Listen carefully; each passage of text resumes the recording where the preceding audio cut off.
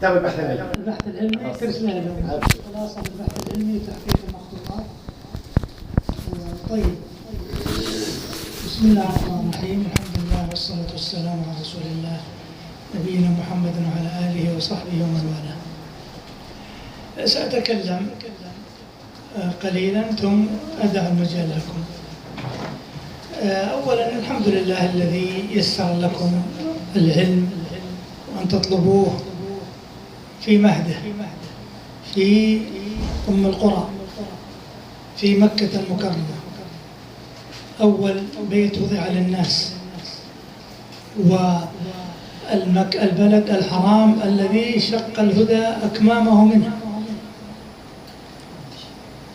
فهذه نعمة كبرى يستوجب شكرها ويستنكر كنودها،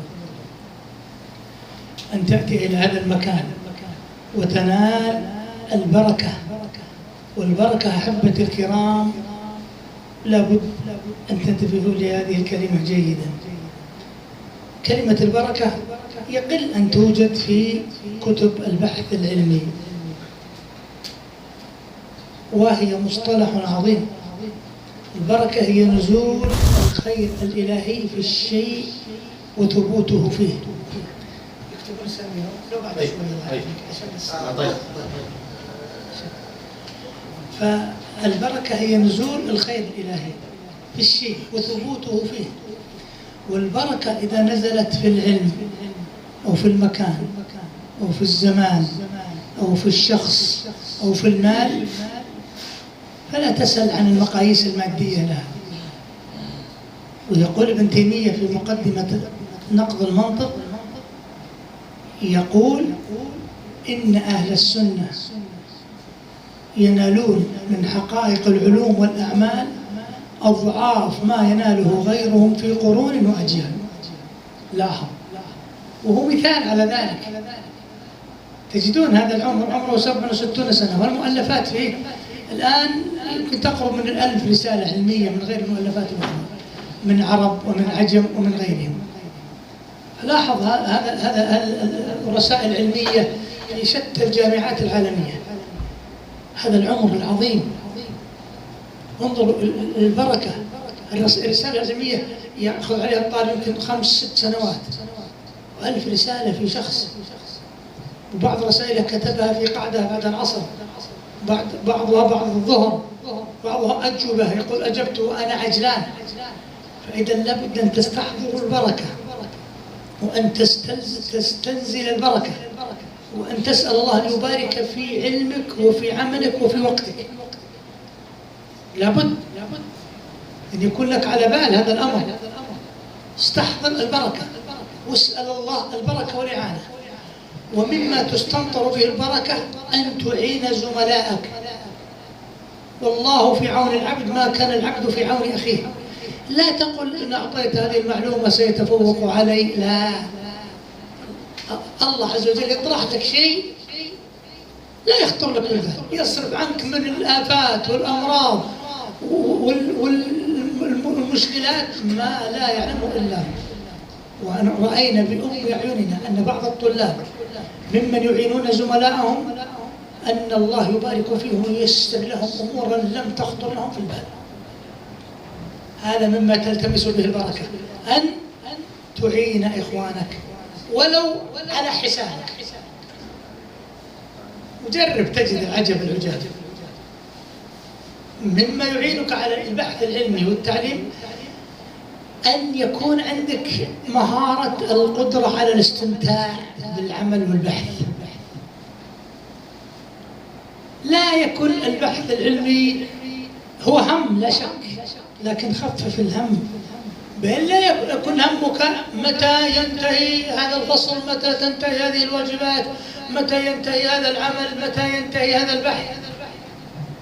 هو سينتهي كما تقول العرب غمرات وينجلين، لكن لا بد أن تنهيه بأحسن ما يكون بحيث تستمتع.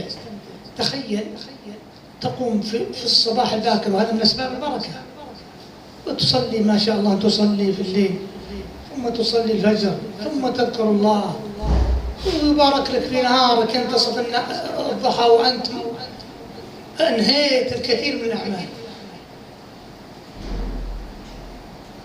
لكن احرص أن تستمتع بالعمل. إذا أويت إلى فراشك بعد يوم طويل تجد الراحة والأنس والطمأنينة. ولهذا يقول الحكيم العربي: ونمت على ريش النعام. تعرفون ريش النعام؟ تعرفون النعامة؟ نعم. ريشها لين ويضعونه للوسائد. اللي ينام على ريش النعام يجد الراحة. ونمت على ريش النعام فلم أجد فراشا وثيرا مثل إتمام واجبي. يقول إن إتمام الواجب أحسن من النوم على ريش النعام.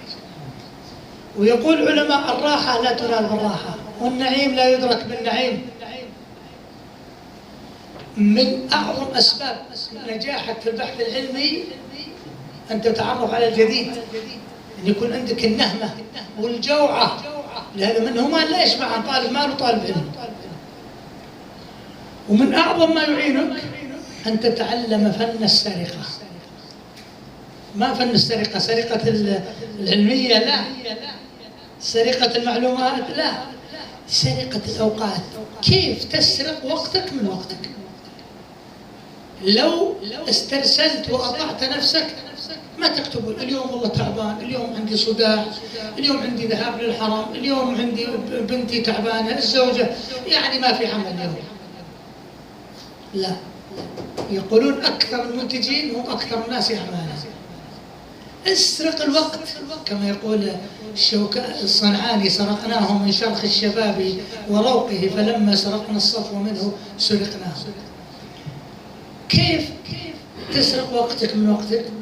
يعني عندك أعمال ستذهب بزوجتك أو بابنتك وعندك مراجعة المستشفى، كم رسالة، والباقي ماذا تصنع؟ وأنت في الطريق وأنت جالس تنتظر، اجعل في جيبك ورقة وقلما،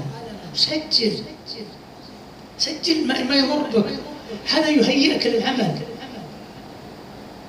دون بعض أفكارك، واجعل البحث حاضرا في ذهنك، يكون عندك حساسية البحث حاضرة.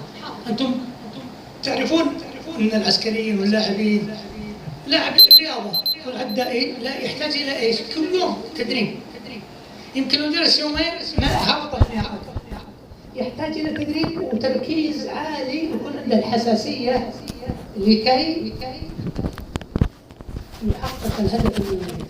تركيز وتدريب. أنت إذا تركت البحث 4 أيام 5 أيام شهرا تجي ترجع نسيت، لكن هو حاضر عندك. تسجل، تدون، تضع الفكرة هذه، تعدل هذه، تعدل الخطة، تنظر الفكرة، تقرأ في المعلومات. ولهذا يمكن يمر بك بعض الأيام ما تكتب، لكن أنت تقرأ تهيئ نفسك. اليوم الخامس تجد نفسك منفتحة. هذا ثمر اليوم اللي قبله. فلا بد أن يكون عندك القدرة. أيضا أن يكون عندك الضبط بالمنهجية، تعرف شلون تبحث، ما معنى مشكلة البحث، كيف تصوغ أهداف البحث، كيف تصوغ أهمية البحث، كيف تصوغ أسباب البحث، كيف الدراسات العليا. هذه الطريقة بإذن الله هي التي تفتح لك الآفاق وتصبح مثل المهندس اللي يعمل خطة كالمهندس المعماري. لاحظوا الآن المبنى، شوفوا المبنى الحين، شوفوا لاحظوا الحين هذه تحتاج إلى إيش؟ إلى هندسة دقيقة. يمكن لو زاد سنتي، والمهندس باسم يخبرنا، لو تزيد ملي واحد ما تستطيع تغلق النافذة. شوف هنا مقاييس دقيقة. البحث العلمي أشبه بالهندسة، ما يحتاج حشو زيادة كلام، ويحتاج إلى تخطيط. إذا وضعت الخطة المناسبة، تضع الخطة، تضع الفصول، الأبواب والفصول والمباحث والمطالب والمسائل أولا واحد وألف، وأن تضع الخطة يكون عندك قراءة مسبقة. كل جزئية لو تضع المطالب في صفحة وفي صفحة خالية، ثم تقرأ تضع، كل ما تقرأ تضع هنا، ثم إذا أتيت تكتب وإذا بالمعلومات حاضرة. بعض الطلاب يقدم الخطة ولا يدري ماذا يكتب فيما بعد. ربما تمشي الخطة هكذا، لكن تأتي تكتب فيما بعد ما تحصل شيء. لكن لو تقرأ قراءة عميقة قبل أن تقدمها ثم تقدمها وإذا احتاج التعديل من المجالس تعدلها. أنا عندي قناعة أن طالب الدكتوراه والماجستير ما يحتاج أكثر من 6 أشهر لرسالة إذا كان جادا وقرأ من قبل. وأيضا يقرأ في الرسائل اللي قبل، يقرأ في الأساليب، كيف يربط، كيف تظهر شخصيته، كيف يوثق، كيف ويسأل عن أي شيء يشكل عليه. هي الرسائل العلمية ليست فقط معلومات، لا، معلومات محددة ممنهجة. أنت لست تكتب مقالا تريد أن تعبر عن شيء، لا، أن تكتب بقالب تعليمي. لهذا قيل لك الدراسات السابقة في المسألة ما تأتي بكتب الأوائل تقول لا، ما هي الدراسة، المقصود بالدراسة الأكاديمية، وهذه تعلمك الانضباط، المنهجية، الدقة والأسلوب الطيب والموضوعية. ما تأتي بأحكام مسبقة تكتبها في البداية أو تأتي بشيء في بالك وتريد تكتب، لا، لابد كل شيء يوثق. هذا فضل متميز الرسائل العلمية. أنا ركزت على هذه لأني أعلم أن أكثركم يعني طلاب يعني أكاديميين أو كلكم تحتاجون مثل هذه، وأيضا يكون لسانيا يتعلم لكي يكون له مركزا، لا لأجل أن يقال أنك لكن لأنك إذا كنت لك مكانة، وهذا من مداراة الزمن، استمعوا لك.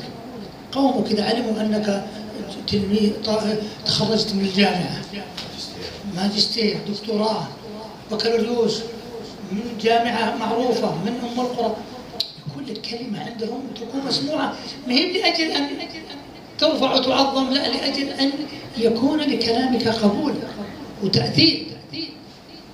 هذا هدف نبيل ورسالة بالغة إذا كنت تقدر مثل هذا المعنى. لابد أن تكون أهدافك نبيلة، لابد أن تستحضر هذا المعنى جيدا. لأن موسى عليه السلام ماذا قال؟ قال ربي اشرح لي صدري ويسر لي أمري واحلل عقدة من لساني يفقه قولي واجعل لي وزيرا من أهلي هارون أخي اشدد به أزري وأشركه في أمري. شوف الغاية، كي نسبحك كثيرا ونذكرك كثيرا إنك كنت بنا بصيرا. قال قد أوتيت سؤلك يا موسى. شفتوا الغاية؟ هذه غاية جميلة عظيمة لابد أن تكون لنا على بال. يعني أنا ما أريد أسترسل، أكيد عندكم أسئلة ستكون حول البحث العلمي أو الدراسة أو نحوها، أو كيف تجمع بين العلم والتعليم والعلم والدعوة. أترك لكم المجال.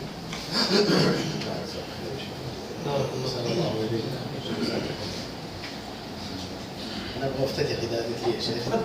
يعني جانب وصيتك لنا جميعا خصوصا مشايخنا في هذه المرحلة في جانب برضو الزاد العبادي، حاجتنا له في هذه المرحلة ويعني وانعكاسه على مثل هذه المشروعات مثل الدعاء وغيرها. يعني جزاك الله. نعم، هذا جانب مهم، جانب إقبالك على الله والإكثار من الذكر والصلاة، قراءة القرآن كما يقول ابن عبد الدايم يوصي أحد طلابه بكثرة القرآن، يقول بقدر ما تقرأ ييسر لك ما ييسر من العلم ومن كتابة الحديث ونحوه. والله عز وجل قال كتاب أنزلناه إليك مبارك إذا استفتحت يومك بصلاة الليل وتقرأ ما شئت وبقراءة بعد الفجر تقرأ سترى البركة العظيمة. قلت لكم البركة شيء ليس بيسير. أيضا واستعينوا بالصبر والصلاة، الصلاة، واستعن بالذكر. وإذا استعصت عليك مسألة أكثر من الاستغفار وأكثر من لا حول ولا قوة إلا بالله. يقول ابن تيمية تكابد بها الأهوال وتحمل بها الأثقال وينال رفيع الأحوال. هذه الكلمات العظيمة قل له استفتح بذكر الله عز وجل كل ما لا تستطيع أن تعرفه، وتوكل على الله، خذ بالأسباب وسترى النتائج مذهلة. نعم. تفضل يا شيخ، سواء في البحث العلمي ولا في أي مجال يا شيخ. تفضل يا شيخ. جزاكم الله خيرا يا شيخ. السؤال كالتالي: اليوم عرفنا خاصة في ميدان الدعوة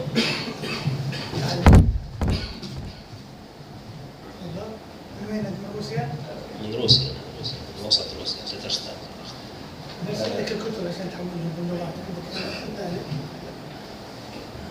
السؤال جزاكم الله خيرا أولا يا شيخ. والسؤال حتى أختصر، في ميدان الدعوة خاصة نجد أن ما يحصل بين الدعاة وهو من المعارك والتنافر، ووجدنا أن المشكلة الكبرى هي المشكلة النفسية. الآن نحن مقبلين على التخرج طبعا، وقد نواجه مما واجهه الإخوة، فنصيحتكم لنا في هذا الباب جزاكم الله خيرا. سؤال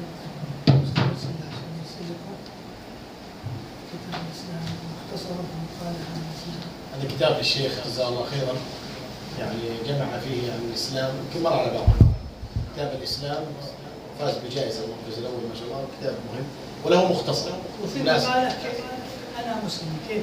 أرادوا يترجمونها حتى للروسية. جميل، إن شاء الله توصل. أنا مسلم من 6 صفحات، لكن باقي الكتاب ترسله له إن شاء الله. طيب، سؤال جميل. شوفوا مثل ما تفضل الشيخ يقول مسألة نفسية، وأنا أزيد الكلمة يا شيخ اللي هي أزمة نفسية وأخلاقية. أخلاقية.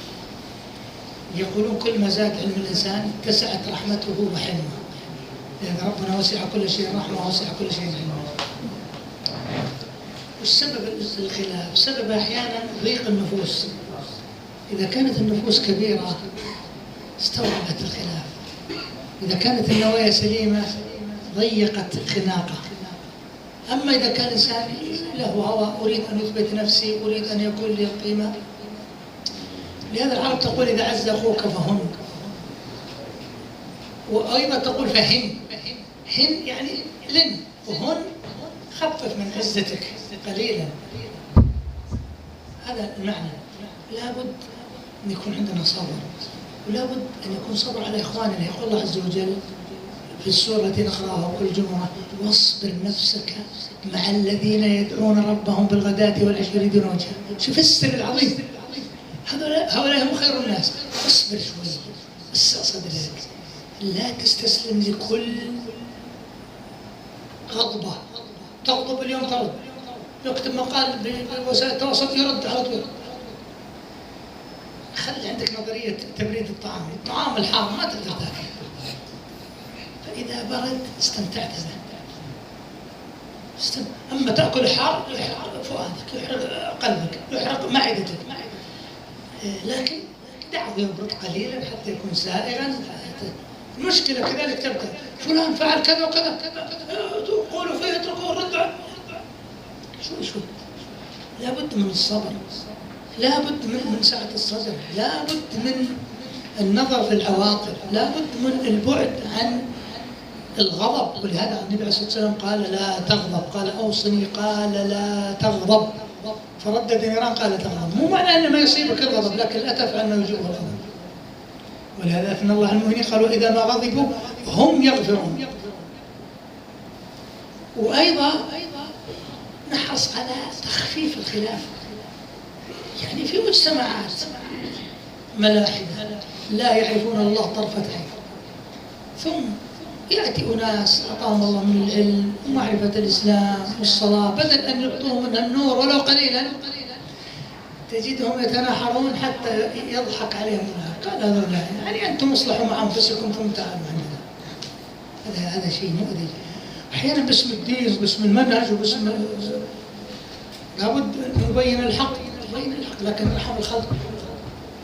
والله عز وجل قال عن النبي: فبما رحمة من الله لنت لهم. لابد منها الرحمة. ولو كنت فظا غليظ القلب لانفضوا من حولك. قال فاعف عنهم واستغفر لهم وشاورهم في الأمر، مع أن الوحي ينزل إليه شاورهم تطيبا لنفوسهم. فلابد من وأيضا اللقاء. يكون إنسان يعني مما يعينكم، يعني بعض الطلاب قد يكون عنده وجهة نظر يكتب عن البدع في البلد الفلاني في بلده، ثم يثورون عليه، ولا كنت ذهبت وقلت يعني ما أدري. أنا أقول الشيء الطيب في بلدك ممكن أنك تعززه. قد يكون في بلدك علماء الناس تحبهم تقدرهم، قد يكونوا صادقين مخلصين، أعطاك الله العلم. هل من الحكمة أنك تذهب تفتش عن أخطائهم وتقول فلان مضل ضال مبتدع؟ النتيجة الناس يكرهونك ما عرفوا. لكن إذا كما قالت عائشة تقول أمرنا أن ننزل الناس منازلهم. النبي عليه الصلاة والسلام لما أرسل قال من محمد رسول الله إلى هرقل عظيم الروم، تقترب من هؤلاء الكبار، تحاول قدر المستطاع تكسب قلوبهم بالهدية. هذه هدية لك من مكة، هذا من ماء زمزم، أنت كبيرنا سيحبك وسيتأثر بك. كم من الطلاب العقلاء غيروا مفهومات كثيرة بسبب أخلاقهم، وكم من الناس من ذهبوا وأفسدوا بسبب سوء أخلاق. لابد أن يكون عندك من حسن الخلق ومن سعة الصدر ومن رحمة بالناس ومن إنزال الناس منازلهم. ناس تعودوا على طريقة معينة ما تستطيع تغير. النبي صلى الله عليه وسلم 360 سنة في الكعبة ما كسر واحد حتى تمكن. لابد من الصبر والحكمة. لازم ربك بالحكمة، حكمة أن تضع الشيء مواضعه، متى تتكلم، متى تسكت، متى تعرف موقعك. لهذا مما يعينكم من الحكمة أن تصبحوا أنتم علماء، تتعلموا وتأخذوا الشهادات عشان فلان مع الشهادة الفلانية. يجب أن يكون لكلامك اعتبار. ولا حين كثير ممن ليست معهم شهادات يفوقون أصحاب الشهادات بمراحل. لكن هذه طبيعة الأصل. لابد يقولون العاقل يداري زمانه مداراة السابح. شفتوا السابح في البحر يبتعد عن الحوت منه وعن السفينة منه وعن الموت والشعب المرجانية، ولا يموت. أنت ستموت بهالمجتمع هذا. وأيضا لابد من أن يكون عند الإنسان الهدوء والصبر والحلم والعقل والنظر في المصلحة الراجحة. سبحان الله ستؤثر كثيرا. أما فلان هم أن يخطئ، والله فلان خطأ لابد أن نقول الحق ولا أبالي، يخالف بس تقول الحق. لابد أن يكون مقرونا بحكمة. هل في مصلحة؟ هل في حكمة؟ هل هذا يصلح أن يقال الآن أو فيما بعد؟ هل هذا الكلام يصلح أن تقول أنت ولا أنا ولا أنت ولا أنت؟ ودي تحتاج إلى صفانية وإخلاص مقصد ودعاء واستخارة واستشارة حتى نكون رحمة على بيئاتنا، ما نكون عذابا. طالب العلم عذاب وليس عذاب. تعرفون الفرق بين العذاب والعذاب؟ هذا سؤال. العذاب العدل، والعذاب أعوذ بالله المر الغليظ اللي ما يطاق. واضح جوابي يا أستاذ؟ نسمع من شيخنا اللي عندي إضافة. تفضل. ونيب عنه. تفضل يا شيخ. في أحد يستفسر يضيف؟ تفضل يا شيخ. تفضل يا شيخ. لو تقف حتى نرى جمالك. السلام عليكم ورحمة الله وبركاته. السلام ورحمة الله شيخنا، جزاكم الله خيرا. سؤالي بس يتعلق بالبحث العلمي فيما يتعلق أحيانا عندما أنا أفتح شخصيا، عندما أفتح البحث أبدأ من جديد. يعني إذا قرأت أول سطر يعني أبدأ أصحح، فأجدني يأخذ مني وقت طويل جدا. فما الحل في مثل هذا؟ هل أترك وأكمل أو ماذا أفعل؟ هذا السؤال الأول. والسؤال الثاني لحظة يعني أن تكتب وتعدل. أيوه، مثلا إذا فتحت الفصل الأول المطلب الذي انتهيت منه بالأمس، إذا فتحته أول كلمة إذا بدأت أقرأ يعني أجد خطأ هنا أو كلمة أو في النهاية فماذا أفعل؟ يعني أترك أكمل أو ماذا أفعل؟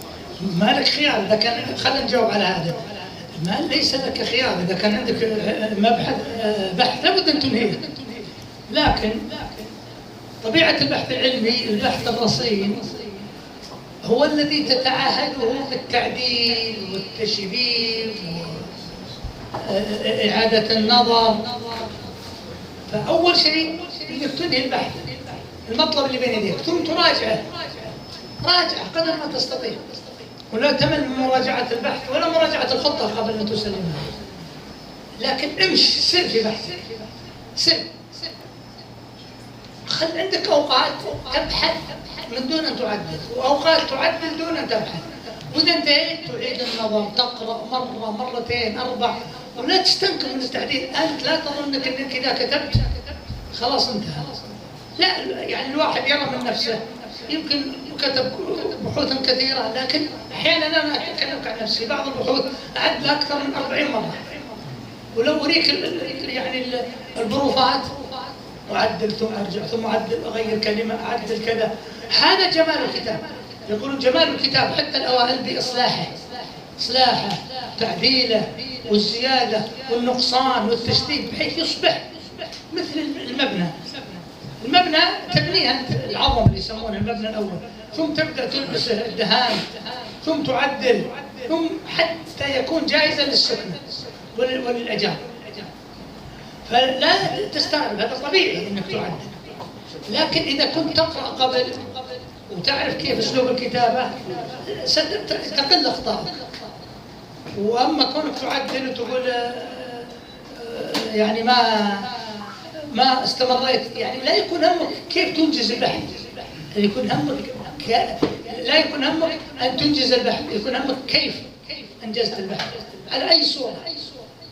فما في مانع انك تمشي وتسير، واحيانا يكون عندك وقت ما عندك تعب مثلا، ما عندك القدره انك تروح تبحث وتحرر، اجعلها المراجعه، عدل، انظر في عدل كلمه، شوف كلمه الاعراب مثلا، شوف الفواصل، شوف الهوامش، شوف علامات الترقيم، الاسلوب، طريقه النقل، ظهور شخصيتك، كم نقلت، 6 أسطر أو أقل 5، كيف تدخلت بين النقول. هنا يطلع البحث متماسكا قويا ليس فيه فجوات. هذا ظاهرة عادية ترى، يعني لا يضر صدرك منها. نعم. والسؤال الثاني اللي هو يعني في نهاية المطلب مثلا أنا أشعر أني ما يعني أجد صعوبة في الانتهاء منه، أقول دائما هل انتهيت منه أو بقي شيء، أو ما هي الكلمة المناسبة في ترك المطلب في آخر المطلب أحيانا يعني. مرحلتك ما هي أنت؟ مرحلتك ماجستير. شوف المطلب طبعا جزء من المبحث، والمبحث جزء من الفصل، والفصل جزء من ذلك. احرص، أعطيك بس يعني إشارات عامة. وش أرسلت الكتاب سأرسل عندك خلاصة البحث العلمي، يعني هو عن تجربة مثل التجارب هذه. احرص انك ما تبدأ المبحث او المطلب بنقل، ما تقول المطلب الاول قال ابن حجر، يعني هذه يعني قاعدة الا بحدود ما يبقى. مثل تقول تعريف، انت ايش تخصصك؟ الشريعة. اي شيء؟ اصول فقه مثلا. تريد تبحث مسألة في الناسخ والمنسوخ، تريد تعرف الناسخ، تعريف النسخ لغة،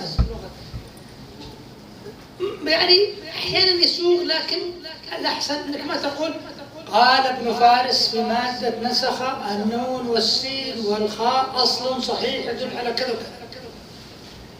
ممكن أنت تقرأ، أكيد قبل أن تكتب لابد أن تقرأ، ولابد أن يكون عندك مسودات ومادة خام، كلام ابن فارس وكلام ابن سيدة وكلام ابن منظور وغيره، ثم أن تجمع بينهم.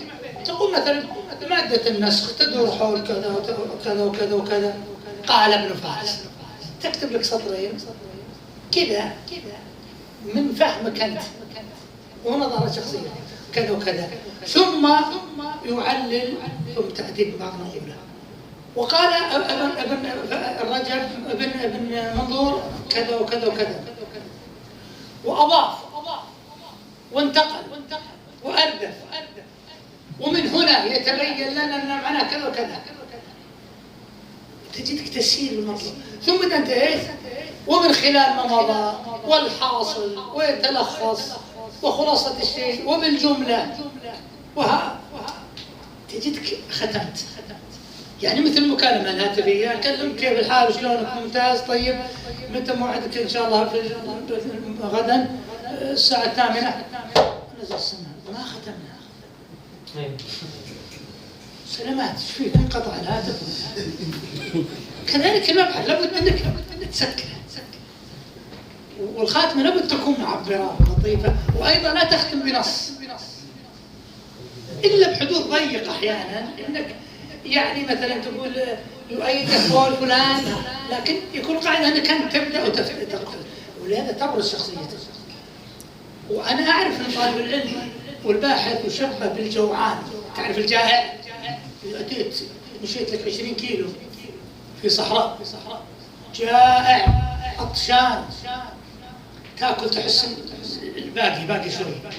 باقي شوي، والله انا اشتهي الماء، اشتهي التمر، اشتهي حلا، احس السكريات النازله عندي. كذلك كنت تبحث في جوعه، هذا صحيح، وهذا دليل مهاره الباحث ان يحس ما اكتمل الموضوع. لكن أنت إذا شعرت أنه يكتمل في البداية المطلب هذا، خلاص انهى.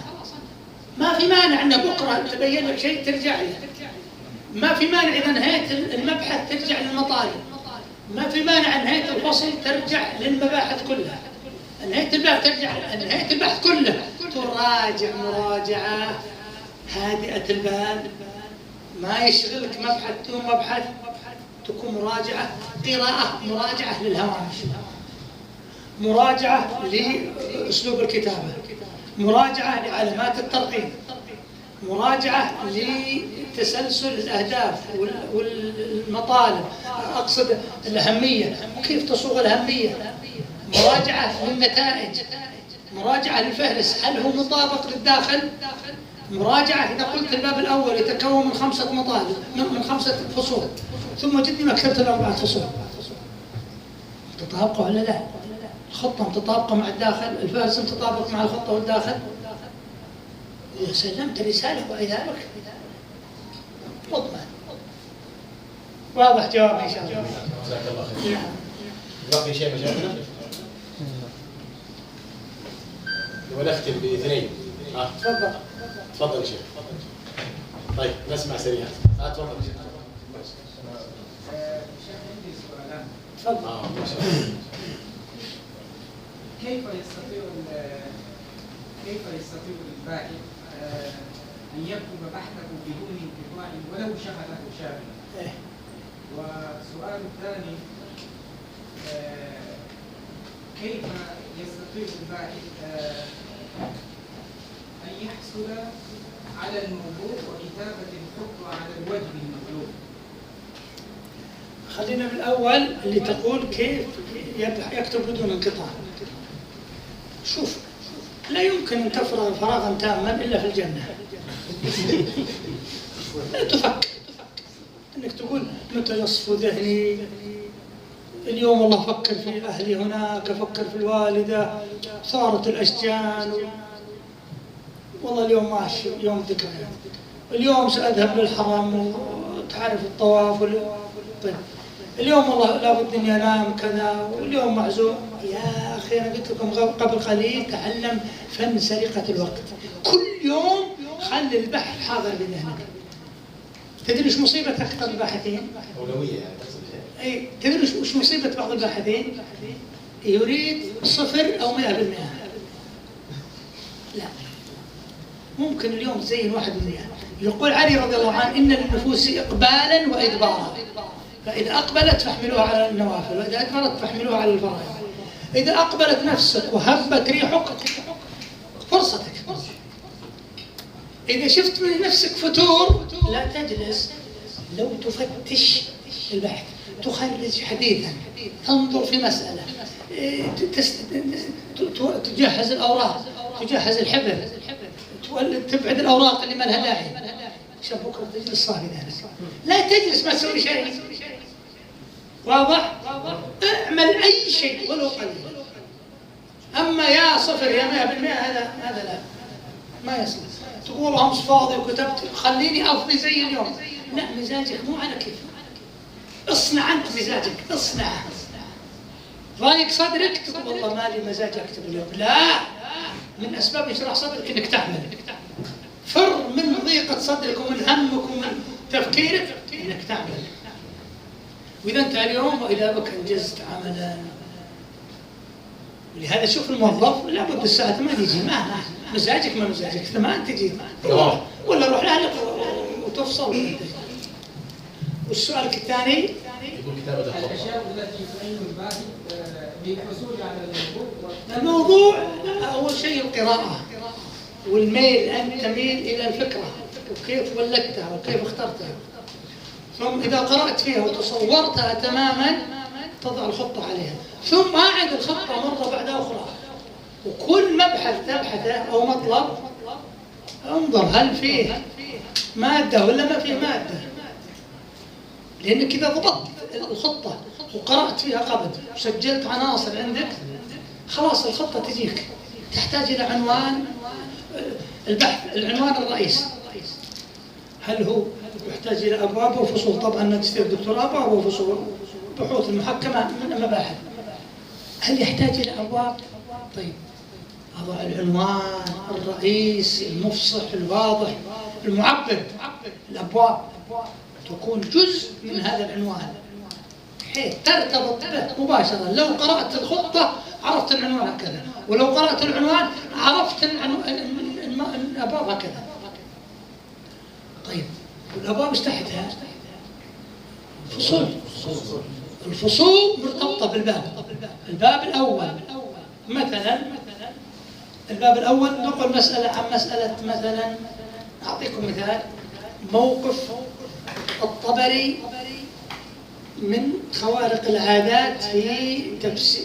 موقف الطبري من خوارق العادات والمخالفين فيها في تفسيره جامع البيان. شفت عنوان واضح. خوارق العادات ما هي؟ المعجزات، كرامات الأولياء، الأحوال الشرعية. موزع نفسه البحث من كم باب؟ الباب الأول معجزات مرتبطة بالخوارق ولا لا؟ جزء من الخوارق. الثاني الكرامات مرتبطة. الثالث أحوال الشرعية. طيب والمخالفين فيها كلها. الباب الأول موقف ابن جرير الطبري من معجزات الأنبياء والمخالفين فيها. هذا الباب من كم فصل؟ فصل. موقفه من المعجزات، موقفه من المخالفين. مضبوط؟ المطالب تحت أو المباحث تضعها أنت من خلال قراءتك. موقف من كذا، مثلا موقف ابن جرير الطبري من الأقوال المأثورة في تفسيره. الأقوال المأثورة مش ما هي؟ حديث، آثار إسرائيلية. طيب إذن عندنا 3 أبواب. يكون لاحظ الأبواب مرتبطة بالعنوان الرئيس، وما تحتها من فصول مرتبطة بالأبواب. كذا يصبح بحثك كأنك تمشي تريد تذهب وين؟ تذهب إلى روسيا مثلا أو إلى السنغال. ماذا تفعل؟ معك خطة، يمكن لو ما معك جوجل واضح، عندك خريطة تمشي. وصلت هنا تركب سيارتك في البحر، لكن قيل لك مثلا وين روسيا معها؟ يلا نمشي لين نصل روسيا. وين تمشي انت؟ تقع لك في بئر ولا تقع لك في وادي ولا في بحر؟ لكنها او بسم الله وجه هذا اربطه عرضيه امشي. تجد اليوم الفلاني هنا كذا خطة البحث، خطة تسير عليها. هي زي مثل يريد أن يبني فندق، قبل أن يبني متصور كم حجم الغرفة وكم مساحة النوافذ. يبقى عنده أحيانا تعديلات تصير سهلة تأتي في الطريق يعني. في الطريق. والله رأينا أن الغرفة دي تزيد مثل خلاص عدل، لكن يلا بنبني فندق ايش نسوي؟ يا العمال تعالوا الاسمنت. طيب نبغى غرفة زايدة ما يتحمل المبنى، نبغى نزيد دور، الأرضية ما تتحمل. واضح إن شاء الله. جزاك الله خير شيخ. ما نختم مشايخنا تفضل. جزاك الله خير شيخ، بارك الله فيك. شيخنا كيف نكتب البحث المحكم؟ مرحلة خليكم من الثاني. لا تعبر جسرا حتى تصل إليه يقولون. بحث مثل هو أقل. لكن كان نقول الفوائد يعني بس. الفوائد من البحث الكبير من فصول وأبواب. البحث المحكم من مباحث يعني. مشكلته يعني تكون أقل يعني من 30 ورقة، بعض المجلات تطلب 50 ورقة أو أقل. نفس منهجيته، لكنها تختلف من ناحية القصر ومن ناحية الدقة أنها تكون يعني أكبر مطلوبة. حجم الموضوع تقريبا. من يعني المشكلة البحث تكون يسيرة يعني ما تحتمل الكبر. توسع. جزئية يعني يسيرة. جزاك الله. الشيخ كان تفضل. جزاكم الله خير شيخنا.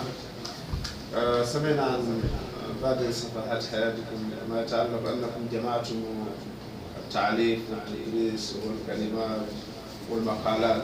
هل في خبرة يسيرة تذكر لنا كيف نجمع هذه الفنون في آن واحد؟ خاصة بعد العودة. إيش؟ يعني هو الشيخ يقول لك تجربة يا شيخ. والله التجربة أعطيناكم اللي عندنا منها. لكن يقول كيف نستفيد منها؟ الشيخ يؤكد يقول بعد عودتنا كل واحد. إن شاء الله بس تسير على الطريق وتصل إن شاء الله. كم عمرك عندنا؟ الشيخ أقل من 60. لا 36. إن شاء الله ستصل إن شاء الله. أنت تتعلم أنجز العمل اللي بين يديك وإن شاء الله سيصل. لكن شيخ بس هل كنا حالة فيها الإخوة الجانب العملي في الطريقة العملية؟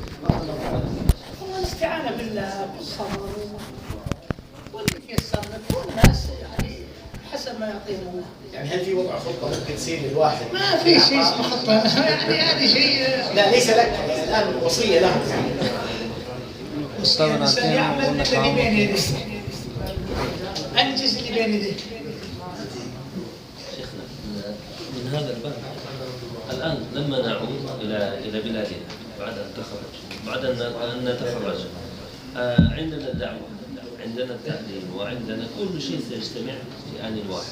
وهنا سؤال خاصة مما نخشى ومما شهدنا أن الطلبة عادة لو اشتغلوا بدعوة تركوا العلم وضعفوا، أو لو اشتغلوا بالعلم وسيكون هناك خلل في جانب الدعوة. الآن مثلا نحن لو رجعنا إلى روسيا قد لا يتيسر جانب التعليمي والعلمي لأسباب، ومن أسباب أن نحن درسنا هنا في هذه البلاد وقد يتغير. المهم الإنسان قد يمارس الدعوة الإلكترونية إلى آخره، لكن جانب كيف يستطيع أن يحافظ في مثل هذه الأوضاع على الجوانب الحياة. شوف هي إعانة، سؤال الله الإعانة، سؤال الله البركة وتنظيم الوقت قدر المستطاع. أصلا تعليمك وأن تعلم أن تحافظ على علمك. يعني كان ابن عاشور يدرس في الصباح ويحرم في الليل. من هو شيخ؟ ابن عاشور. ابن عاشور. وألف تفسيره خلال 40 سنة. فالتعليم يعني جزء من الدعوة، علم أصلا ما تدعو إلا بعلم. وأيضا الحين الآن وسائل التواصل يعني يسرت على الناس التعلم ويسرت عليهم التعليم. الواحد يسأل الله الإعانة ويقترب من العلم، يجعل له وقت يقرأ الجديد في تخصصه، يزيد من العلم، ما يغفل عنه بحيث أنه يكرر نفسه باستمرار. والوقت فيه متسع، فيه بركة. وأيضا مما يعينك أنك تتعاون مع الناس على الخير بحيث يتوزع العمل، بدل ما تقوم به تقوم بغيره، ما تقوم بكل شيء أنت. يعني كل إنسان ناس يعلمهم طلاب، والناس ترى عامة الناس ترى ما يحتاجون لدقائق العلم، يحتاجون بس يتعلموا الصلاة والوضوء والطهارة والبعد عن المحرمات.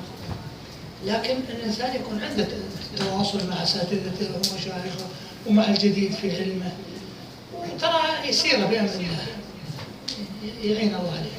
شيخنا ما أدري أعتقد ينتهي الوقت، لكن لأهمية طبعا الآن في قرابة 16 جنسية هنا في الجامعة، وبالنسبة للترجمة أهمية الترجمة اللغات مختلفة والعودة إلى البلاد والدعوة بعد العودة، الاهتمام باختيار بعض الكتب المهمة، بعض العلماء المعروفين موجودين، ليس أي شيء يترجم، مقالات كانت أو كتب لأن هذا ينمي حتى لغة الطالب.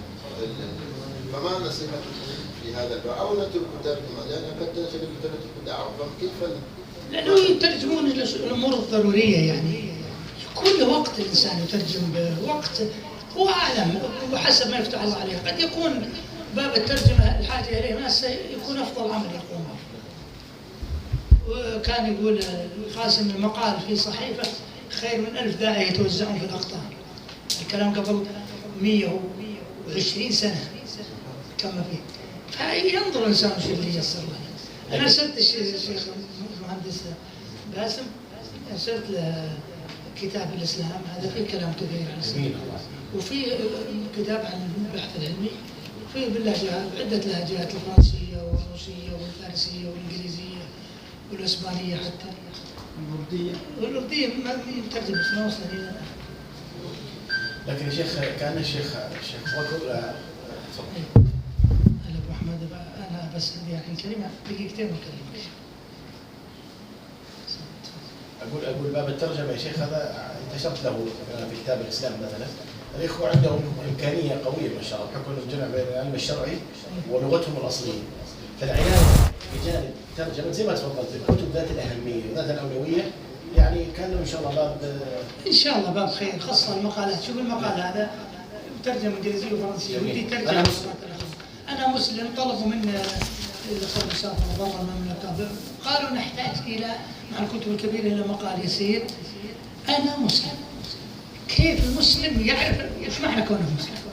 وأيضا إذا سألك أحد قال واحد في مطار أنت مسلم كيف مسلم؟ تقول أنا مسلم أشهد أن الله أنا مسلم كذا أنا مسلم يعني ديني يحرم كذا ديني كذا أنا مسلم أؤمن بالقدر والقدر كذا وكذا أنا مسلم باليوم الآخر اليوم الآخر يعني 6 صفحات فيها عناصر أصول ومعالم كذا بحيث أنك تكون بين يد الواحد في تطبيق في رسالة. إذا جلست أنت في المطار ولا سألك واحد تقول هذا تخطب خطبة هي مقالة معصورة إن شاء الله في العربي وفي الفارسي. جميل جميل على إن شاء الله تكون فتحة خير للترجمة. شكر الله لك يا شيخ هذا اللقاء الماتع. نسأل الله عز وجل أن ينفع بك وأن يكتب أجرك ويبارك يا رب لك في وقتك وعلمك وعملك. شكر الله لك. السلام عليكم. جزاك الله خير شيخ.